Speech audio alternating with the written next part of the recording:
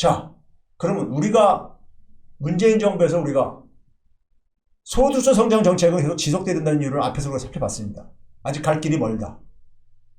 그런데 많은 사람들이 그 부분을 왜 우리가 인정하지 못하는 겁니까?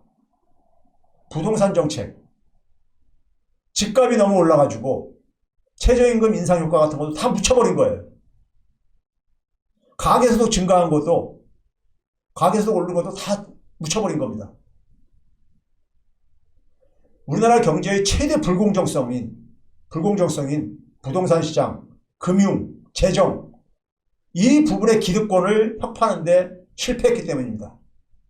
이 부분들을 다 관료들한테 맡겼기 때문인 겁니다. 자, 관료와 기득권을 벗어나려면요, 지도자의 의지가 필요하고요. 대통령은요, 계속해서 일관된 메시지를 보냈습니다. 부동산으로 돈 못 벌게 하겠다. 중산층용 초장기 공공임대 대량 공급하겠다. 이거 정답입니다. 이게 정답을 대통령이 제시를 했어요. 그런데 관료들이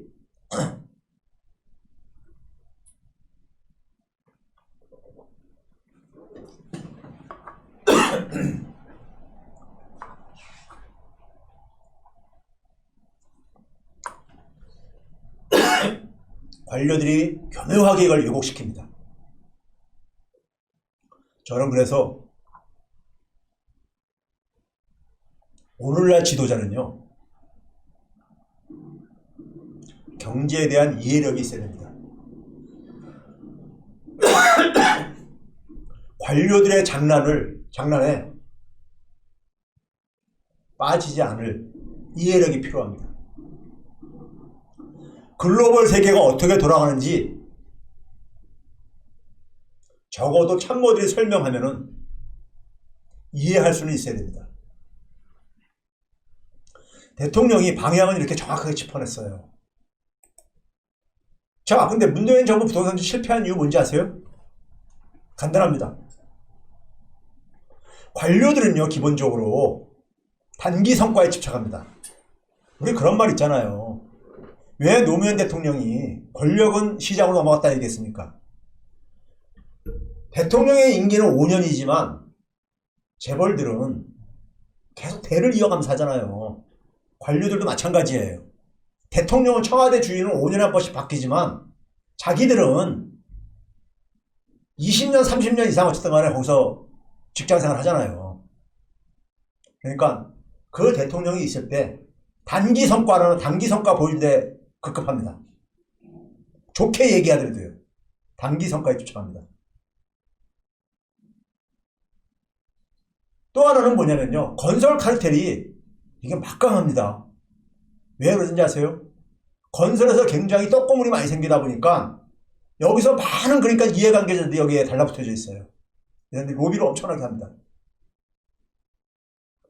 관료들이 단기 성과에 집착을 하고요.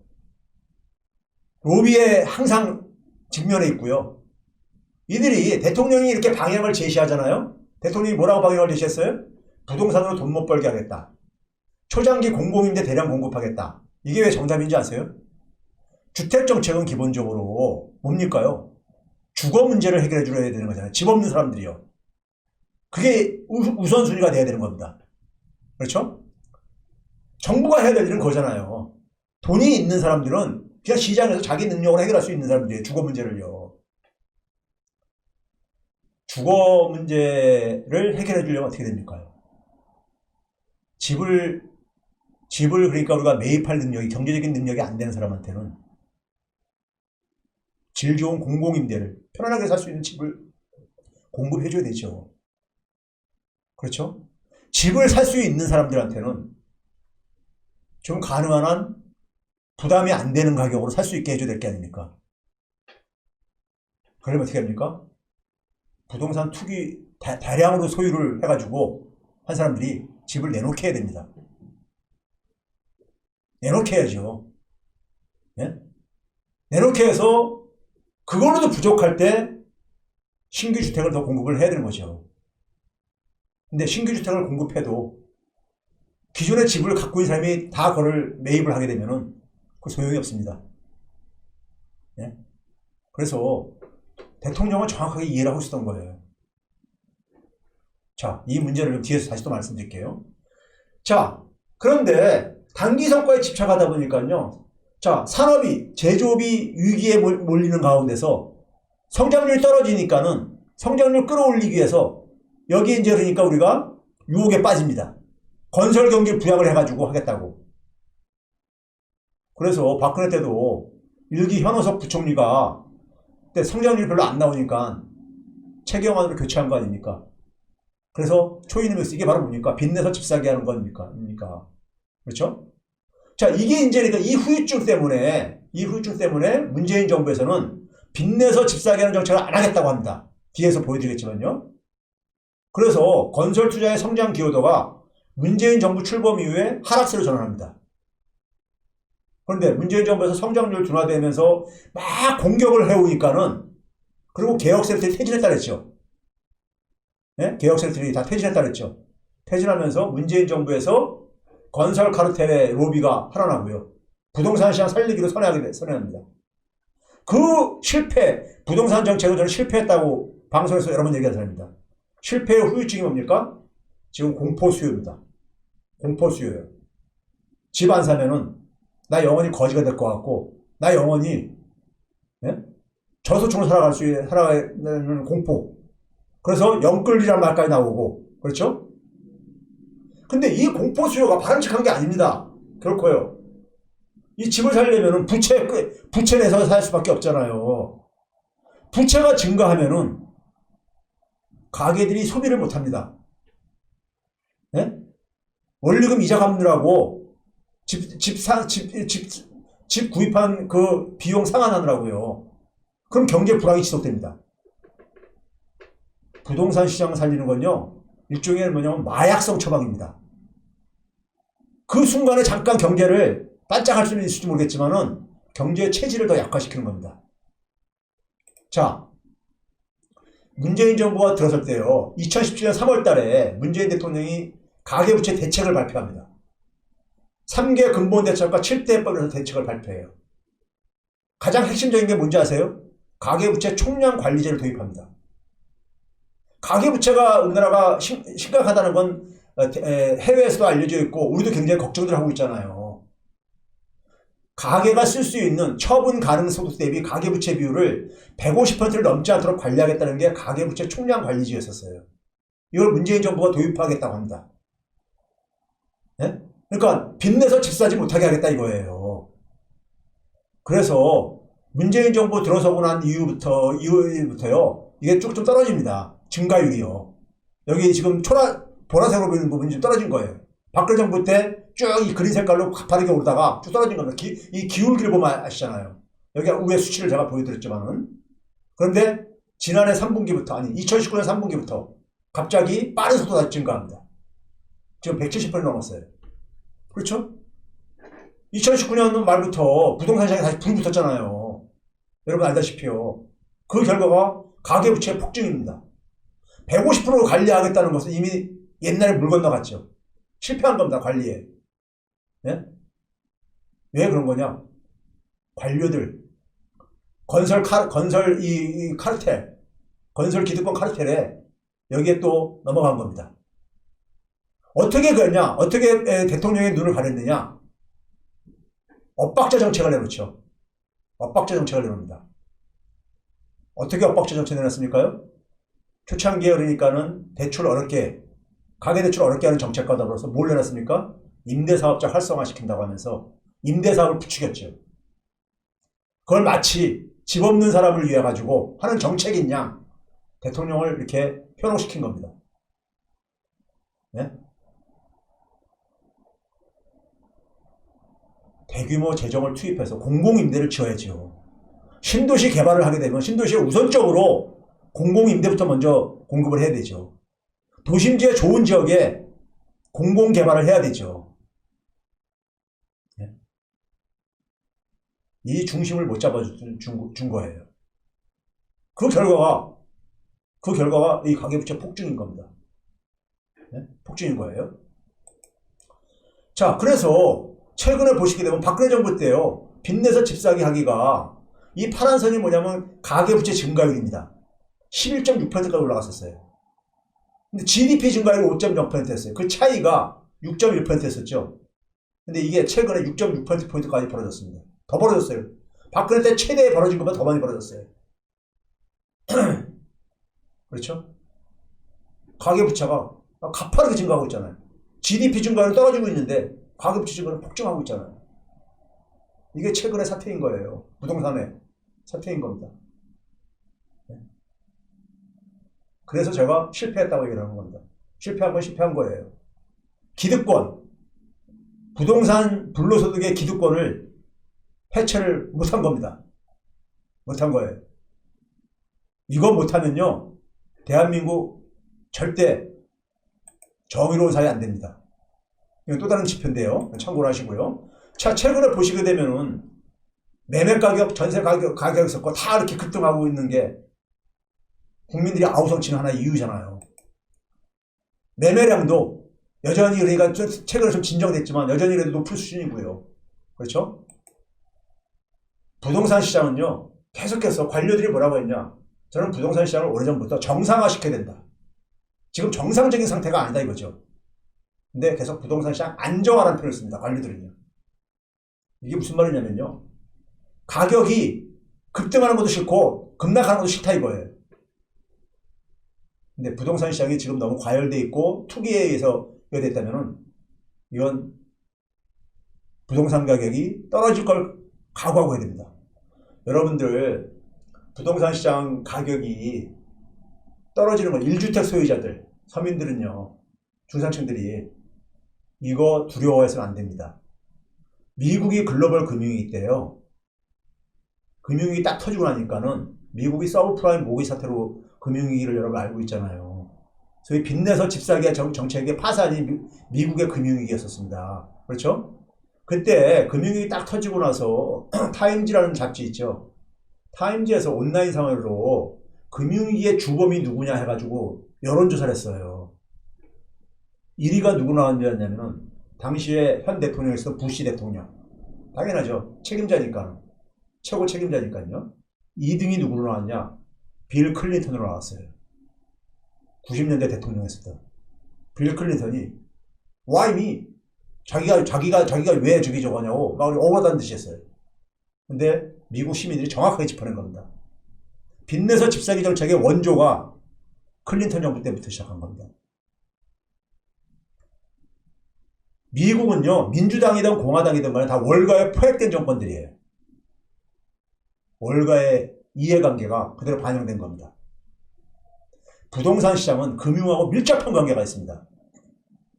3위를 누구로 찍었는지 아세요? 금융위기의 주범의 3위를 미국 시민들이 소비자 자신을 찍었어요. 자, 빚내서 막 집 사게 하니까 집값이 올라가요. 올라가게 되면요, 빚을 내가지고 집 산 사람 행복하지요. 순간적으로요. 내가 5억 빌려가지고 집을 샀는데 5억짜리가 7억이 됐어. 기분 좋을 게 아닙니까? 자기가 산 집만 집값 올라옵니까? 기존에 집을 소유한 사람 집값도 올라가죠. 집값이 올라가면요, 금융시장, 금융들도 돈놀이 할 때가 생기니까 좋죠. 그렇죠? 또 집값이 올라가면은 기분 좋다고 삼겹살 파티하고 그러잖아요. 소비도 살아난다고 해서, 소비 살아나고 경제가 활성화된다고 해서 정치인들도 좋아합니다.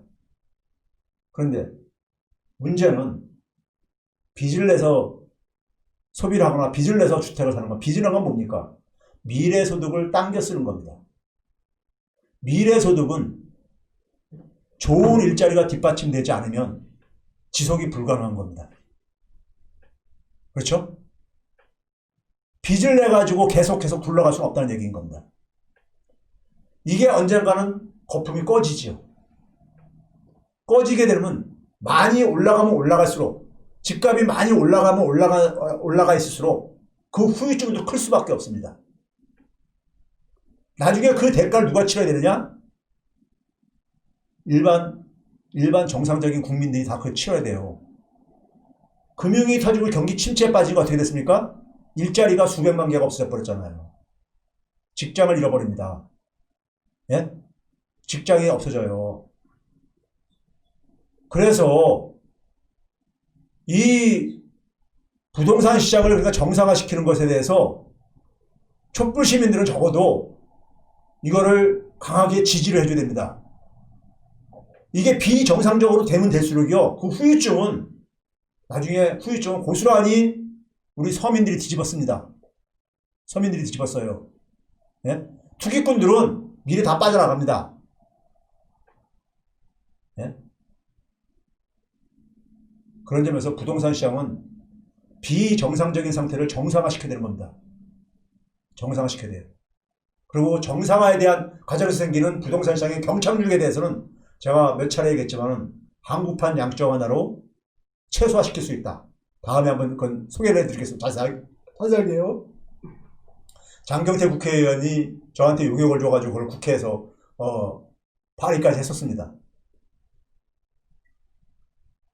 자, 그 다음에요. 시간이 없어서요. 오늘은 자, 이 잘못 낀 첫 단추가 뭐냐면 전세 가격 상승률로 이렇게 나타났죠.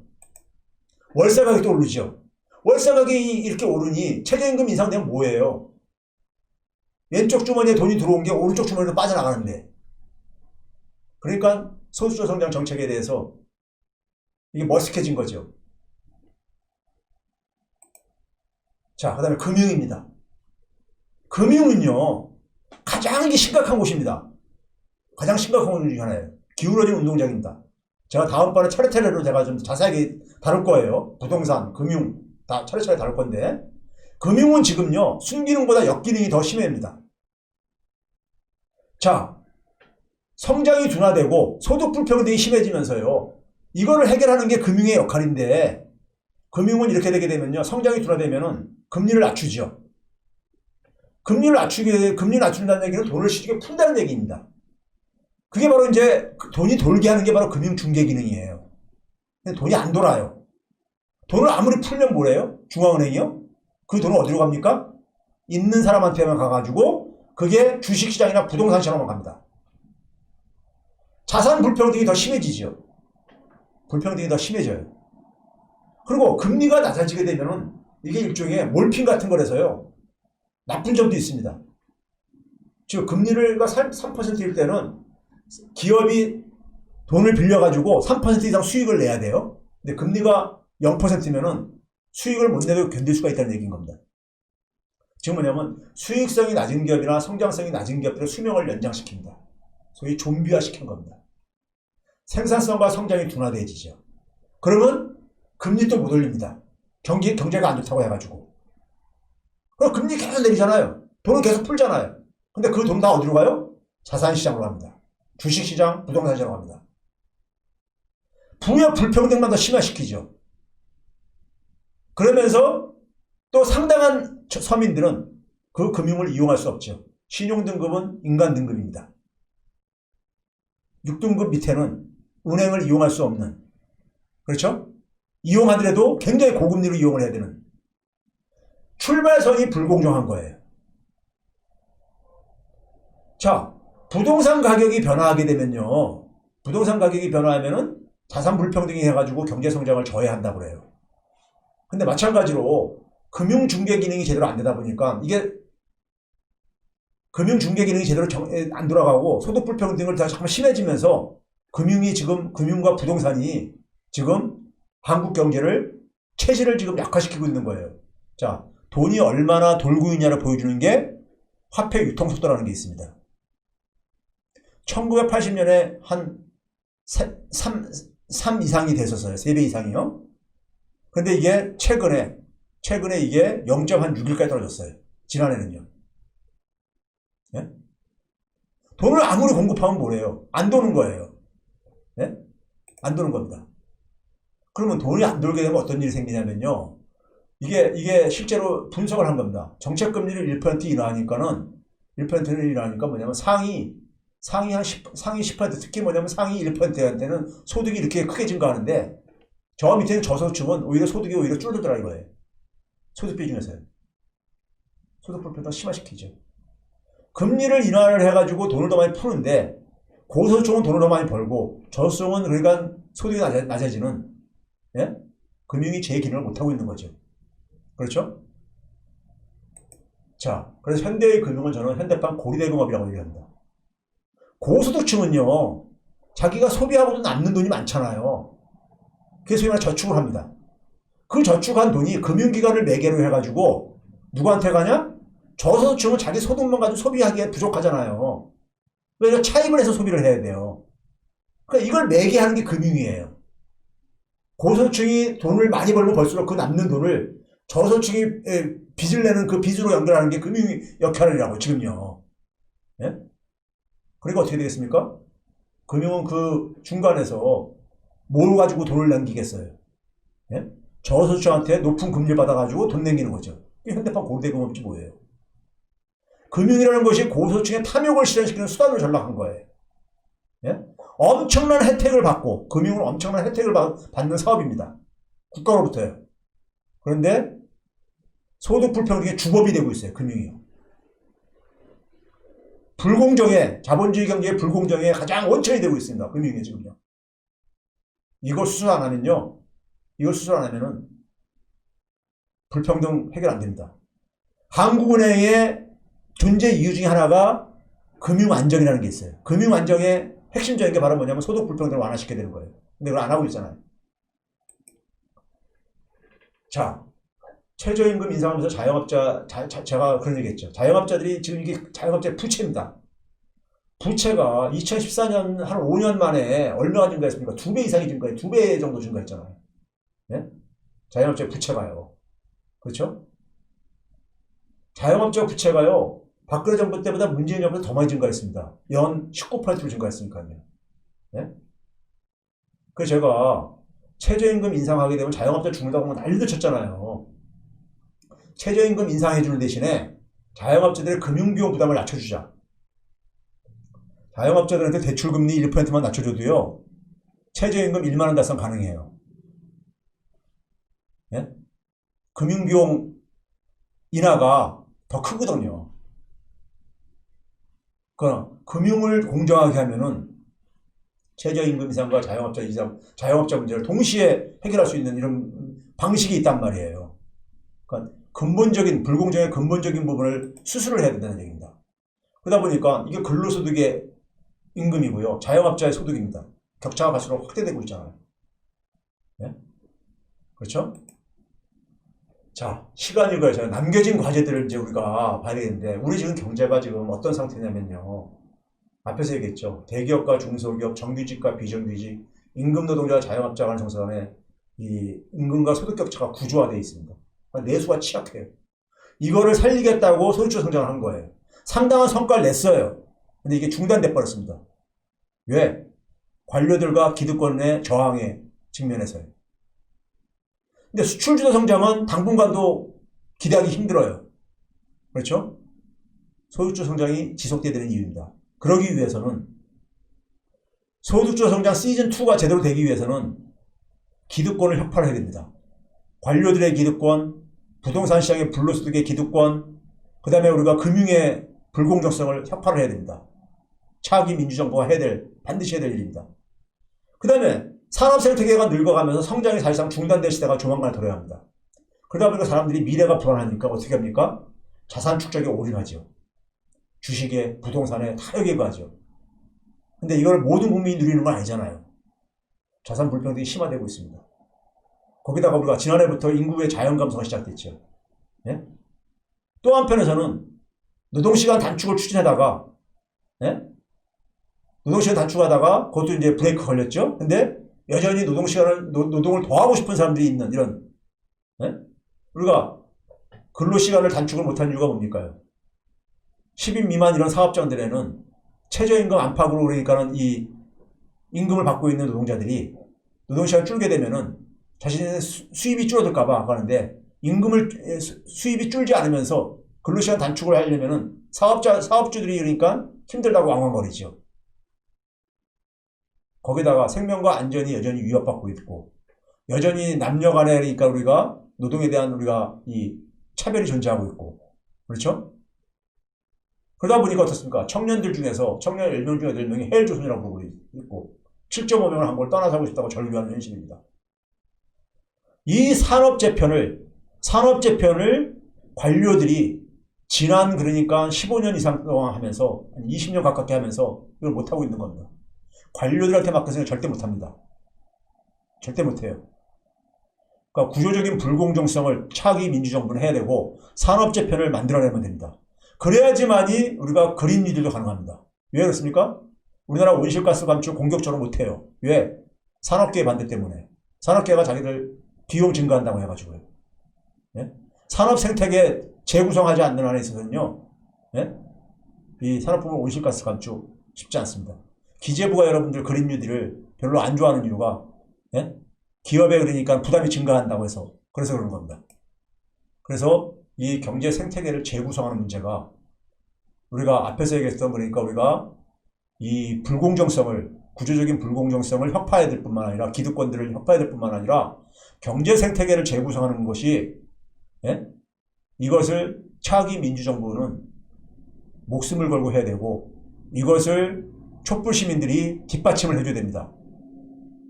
예?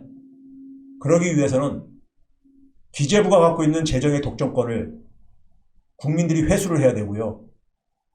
한국은행과 금융을 민주화해야 되고요. 부동산 시장을 정상화시켜야 되고요. 그와 더불어서 산업 재편을 해야 되는 겁니다. 그래야지만이 청년과 대한민국의 미래는 지속 가능한 겁니다. 청년이 희망을 가질 수 있는 그런 사회가 가능합니다. 청년이 희망을 가지는 사회를 만들자는 게 촛불 시민들의 꿈이잖아요. 우리 아이들이요. 그렇죠? 그래야지만이 지금 도래하고 있는 기후위기 문제에 대해서도 우리가 적극적으로 대응을 할 수 있다는 겁니다.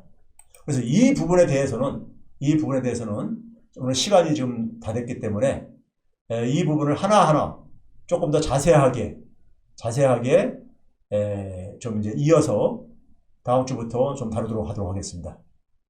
오늘은 여기까지 일단 마쳐야 되겠습니다. 시간이 다 되었기 때문에요. 자, 기온이 많이 떨어졌는데요. 건강들 조심하시고요. 그리고 또 다음 주에 뵙는 것으로 하겠습니다. 오늘 신년 인사 겸 해가지고 신년 인사를 한 15분 드리다 보니까 오늘 강의는 체력연 TV는 이 정도에서 마쳐야 될 것 같습니다. 오늘 이제 세부적인 내용들은 추후에 이제 하나하나 좀 더 자세하게 들여다보는 시간을 갖는 것으로 약속을 드리면서 오늘은 이걸로 마치겠습니다. 행복한 주말 되시고요. 건강 유의해 주셨으면 감사하겠습니다. 감사합니다.